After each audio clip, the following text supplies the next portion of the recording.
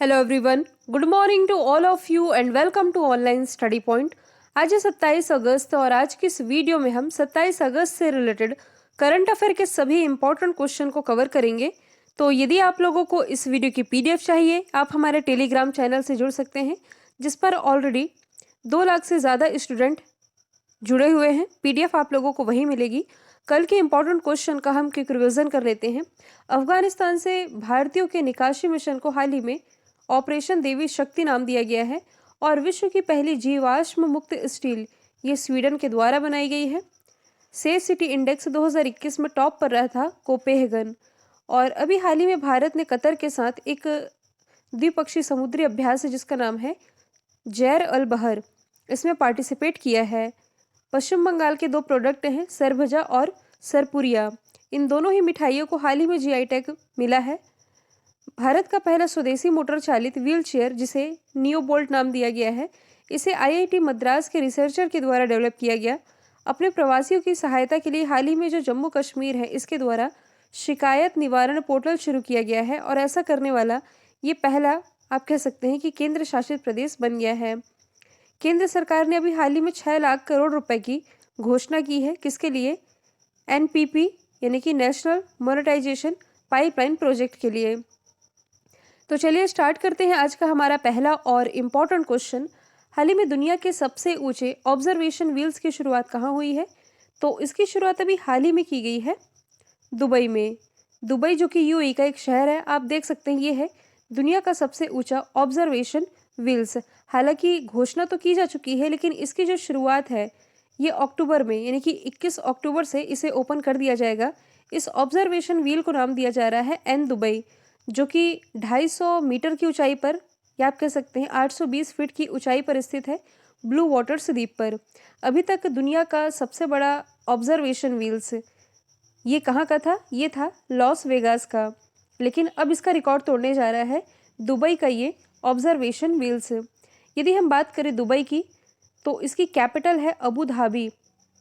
Currency है, मतलब कि यूएई की कैपिटल है अबू धाबी और यूएई का एक शहर है जिसका नाम है दुबई। जो दुबई इंटरनेशनल एयरपोर्ट है, ये इंडियन करेंसी को स्वीकार करने वाला विश्व का पहला देश बना था।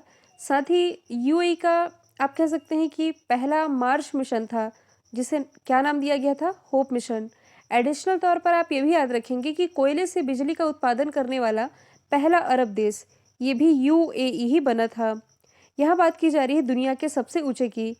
तो दुनिया का सबसे ऊंचा रेलवे पुल जो कि जम्मू कश्मीर में स्थापित किया गया है, किस नदी पर? चिनाब नदी पर। लद्दाख की यदि हम बात करें तो दुनिया का सबसे ऊंचाई पर स्थित थिएटर ये इसी लद्दाख में स्थापित किया गया है।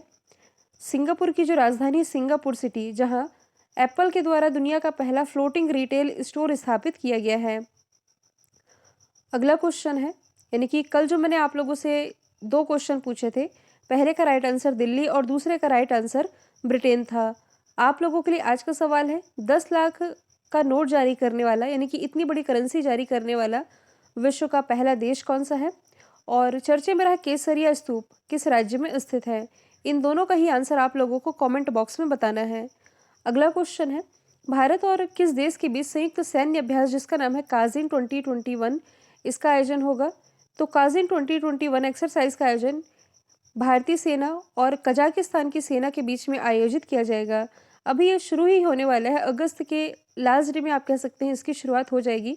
दोनों ही देशों के बीच में रणनीतिक संबंधों को और मजबूती प्रदान करेगा ये एक्सरसाइज, जो कि दोनों ही देशों के बीच की एक मिलिट्री एक्सरसाइज है।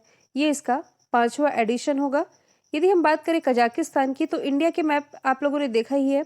चाइना आप देख सकते हैं, पाकिस्तान के बाद ताजिकिस्तान, किर्गिस्तान, उज्बेकिस्तान और ये जो आप देख रहे हैं ये है कजाकिस्तान। इसकी कैपिटल क्या है? तो ये है नूर सुल्तान। करेंसी तो ये है कजाकिस्तानी तेंगे। आप ये देख पा रहे हैं कि ये जो कजाकिस्तान है ये कैस्पियन सी, जो कि दुनिया की सबसे खारी झील मानी जाती है, सबसे खारा सागर है ये, इससे ये बॉर्डर शेयर कर रहा है।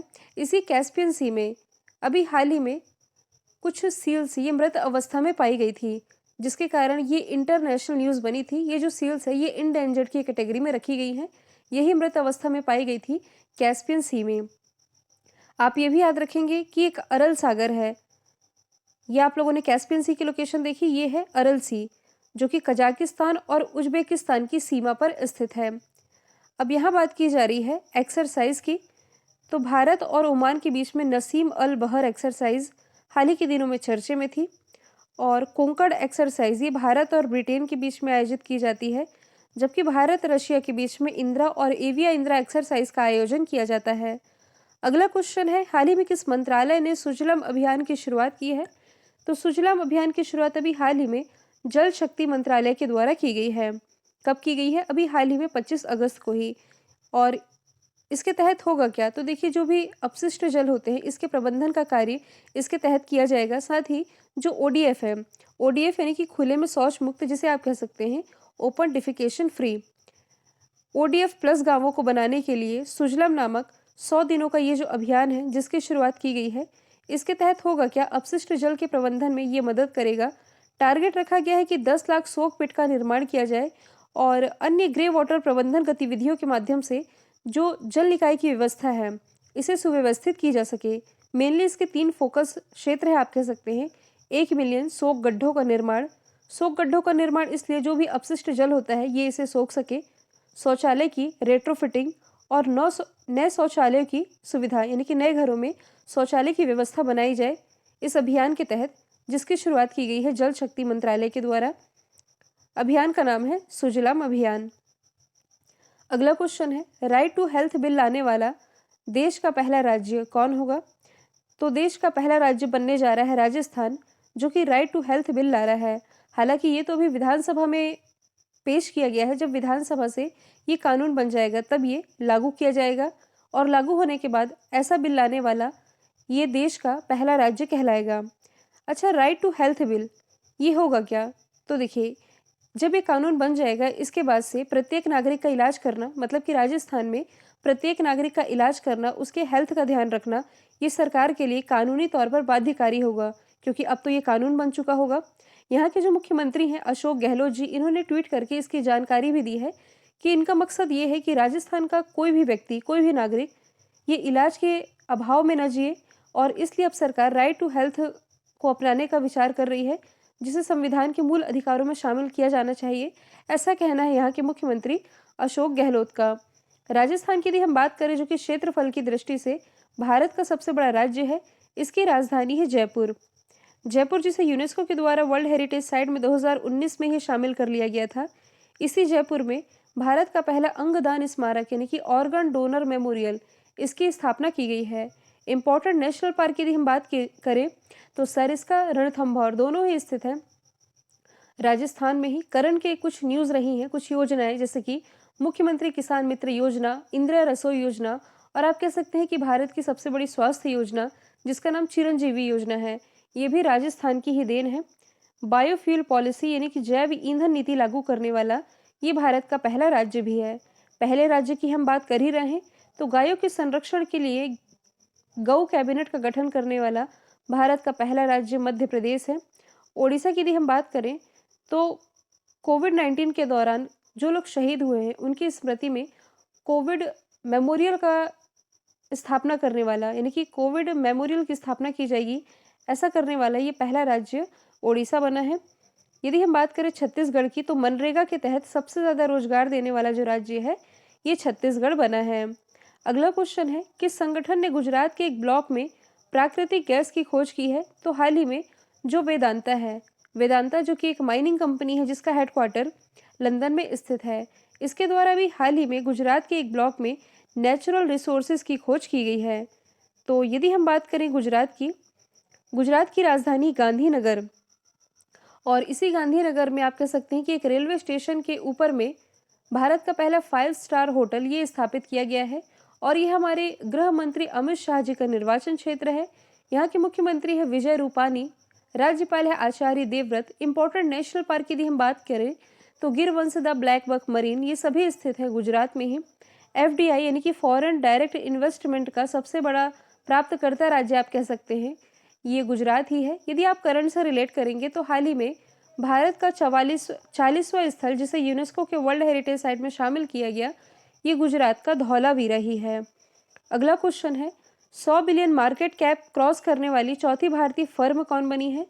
तो ये भी हाल ही में बन गई है इन्फोसिस कंपनी, जिसने कि 100 बिलियन डॉलर के इस मार्केट कैप को क्रॉस कर लिया है। ऐसी ये चौथी फर्म बनी है। तो इससे पहले 3 कौन सी थी? Reliance industries limited, Tata consultancy service और एचडीएफसी। अब चौथी बनी है इन्फोसिस। इन्फोसिस की यदि हम बात करें, जो कि भारत की प्रसिद्ध आईटी कंपनी है, 1981 में स्थापना हुई, हेडक्वार्टर बैंगलोर कर्नाटक में स्थित है और इसके सीईओ हैं सलिल एस पारेख। अगला क्वेश्चन है, किस भारतीय कलाकार को फिल्मी दुनिया के सबसे बड़े पुरस्कार, जिसे आप दादा साहब फाल्के अवार्ड के नाम से जानते हैं, इसे सम्मानित किया जाएगा? देखिए, इनके नाम की घोषणा तो पहले ही की जा चुकी थी, लेकिन अब ये सम्मानित किए जाने वाले हैं रजनीकांत, जो कि बॉलीवुड के प्रसिद्ध अभिनेता हैं। इन्हें 2019 के प्रतिष्ठित अवार्ड से सम्मानित किया जाएगा, जबकि 2018 के इस अवार्ड से सम्मानित किए जा चुके हैं प्रसिद्ध अभिनेता अमिताभ बच्चन जी। 2017 के दादा साहब फाल्के अवार्ड से विनोद खन्ना को सम्मानित किया जा चुका है।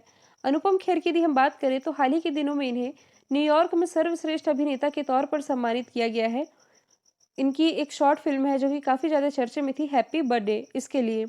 सोनू सूद की यदि हम बात करें, तो इन्हें यूएनडीपी के द्वारा ह्यूमैनिटेरियन एक्शन अवार्ड से सम्मानित किया जा चुका है और इन्हें पंजाब का स्टेट आइकन भी नियुक्त किया गया था। अगला क्वेश्चन है, ग्लोबल मैन्युफैक्चरिंग रिस्क इंडेक्स 2021 में भारत कौन से स्थान पर रहा है? तो भारत इसमें दूसरे स्थान पर रहा है।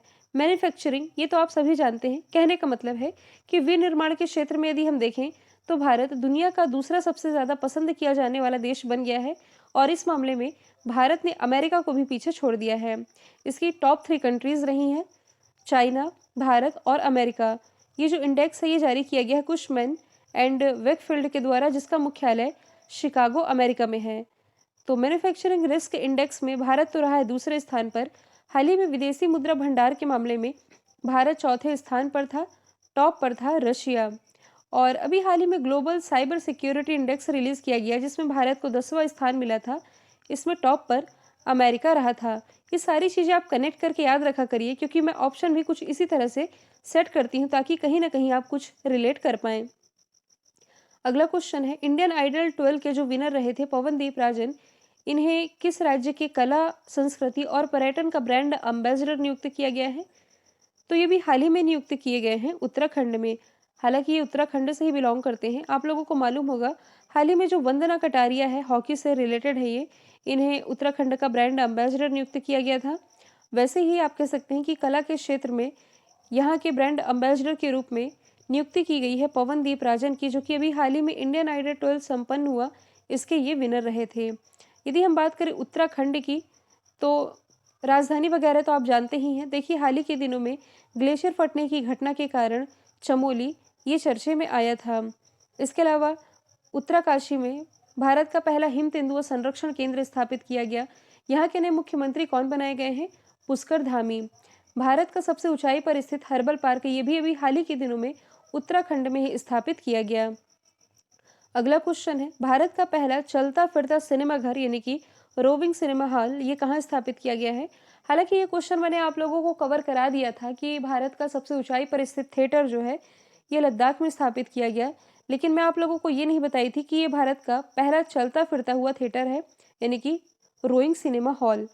स्थापना की गई है लद्दाख में, जो कि 11,562 फुट की ऊंचाई पर स्थित है, जो कि दुनिया में सबसे ऊंचाई पर स्थित सिनेमा घर है और इसे एक प्राइवेट कंपनी के द्वारा स्थापित किया गया है, जिसका नाम है पिक्चर टाइम डिजिप्लेक्स, जिसके सीईओ सुशील चौधरी है। अब यहाँ बात की जा रही है भारत के पहले की।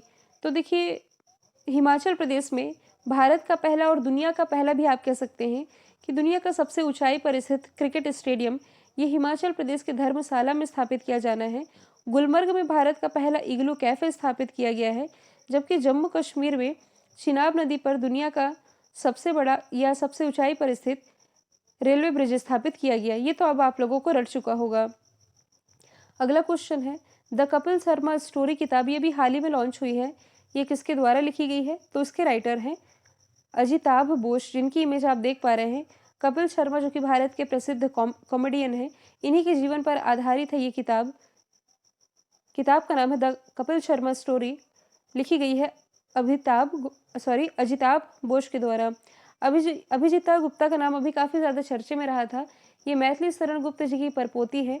ये भी हाल ही में दुनिया की सबसे कम उम्र की आप कह सकते हैं कि लेखिका बनी है। इनकी उम्र है 7 साल।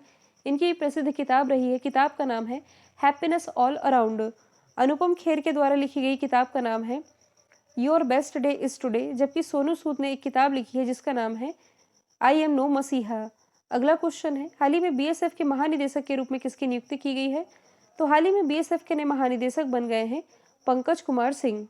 जो पंकज कुमार सिंह है, ये 1988 बैच के राजस्थान कैडर के आईपीएस ऑफिसर हैं, जिनकी नियुक्ति बीएसएफ के महानिदेशक के रूप में की गई है और ये 31 अगस्त से अपना पदभार भी संभाल लेंगे। बीएसएफ की यदि हम बात करें, यानी कि बॉर्डर सिक्योरिटी फोर्स, सीमा सुरक्षा बल, 1 दिसंबर 1965 में इसकी स्थापना हुई। हेडक्वार्टर नई दिल्ली में है। इसका मोटो है ड्यूटी अनटू डेथ, यानी कि जीवन पर्यंत कर्तव्य। अदर ऑप्शन की यदि हम बात करें, तो जो राकेश अस्थाना है, इनकी नियुक्ति भी हाल ही में दिल्ली पुलिस कमिश्नर के रूप में की गई है। एसएस देसवाल है आईटीबीपी के महानिदेशक। और जो कुलदीप सिंह है, इन्हें भी हाल ही में एनआईए यानी कि नेशनल इन्वेस्टिगेशन एजेंसी का एडिशनल चार्ज दिया गया है। अब हम कुछ रैंडम रिवीजन कर लेते हैं, जैसे कि अर्थशास्त्र नामक किताब ये चाणक्य के द्वारा लिखी गई है। जय जवान जय किसान नारा लाल बहादुर शास्त्री जी के द्वारा किया गया। संविधान का स्थायी सदस्य ये थे डॉक्टर राजेंद्र प्रसाद। संविधान सभा की पहली बैठक ये कब हुई थी? 9 दिसंबर को, 9 दिसंबर 1946 को। उस समय अस्थायी अध्यक्ष सच्चिदानंद सिन्हा बनाए गए थे, लेकिन पहले स्थायी अध्यक्ष पूछा जाए तो ये डॉक्टर राजेंद्र प्रसाद बनाए गए थे। संविधान सभा का जो प्रारूप समिति थी, यानी कि ड्राफ्ट कमेटी, इसके अध्यक्ष डॉक्टर भीमराव अंबेडकर थे। वर्ल्ड रेड क्रॉस डे ये 8 मई को मनाया जाता है। सूर्योदय का देश इस नाम से जापान को जाना जाता है। और अंतर्राष्ट्रीय महिला दिवस ये 8 मार्च को सेलिब्रेट किया जाता है। क्षेत्रफल की दृष्टि से यदि देखा जाए तो भारत का सबसे छोटा राज्य गोवा है, जबकि सबसे बड़ा राज्य है राजस्थान। ओणम ये केरल में मनाया जाता है, आप लोगों को मालूम ही है। दिल्ली भारत की राजधानी ये घोषित हुआ था 1911 में। लॉर्ड हार्डिंग का आप कह सकते हैं कि शासनकाल था उस समय, और ये 1912 में भारत की राजधानी बन गया था। सबसे चमकीला ग्रह ये शुक्र है। राष्ट्रीय पशु आप जानते ही हैं बाघ है। राष्ट्रीय पक्षी मोर है। और जलीय जीव ये है गंगा नदी डॉल्फिन। तो कल जो मैंने आप लोगों से सवाल पूछा था, इसका राइट आंसर सकीना खातून था। अब आप लोगों के लिए आज का सवाल है, उत्तर प्रदेश में राम मंदिर तक जाने वाला जो मार्ग है, ये किस पूर्व मुख्यमंत्री के नाम पर रखे जाने की घोषणा की गई है? तो इसका जो भी आंसर है कमेंट बॉक्स में बताएंगे। वीडियो यदि पसंद आया है लाइक कीजिए, शेयर कीजिए, चैनल को सब्सक्राइब करना बिल्कुल मत भूलिएगा। आज के लिए इतना ही। Thank you so much.